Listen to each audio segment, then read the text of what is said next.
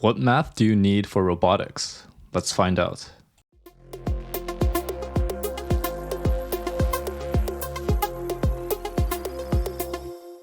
If you're new to my channel, I have a website at kevinwoodrobotics.com where I have a bunch of resources on robotics and computer vision. So check it out and subscribe to learn more. So there's two areas of math that's important for robotics. You have linear algebra and you have statistics. So depending on which field you're in, you may use one more than the other. So for things like controls, kinematics, and computer vision, it's going to be mostly linear algebra. Navigation is going to be mostly linear algebra, some statistics. Motion planning, a little bit of both. AI, a little bit of both. And you have SLAM, which is going to be mostly statistics. If you're looking to apply some of these concepts to real-world robotics applications but don't know how to get started in robotics software, go ahead and check out this video right here.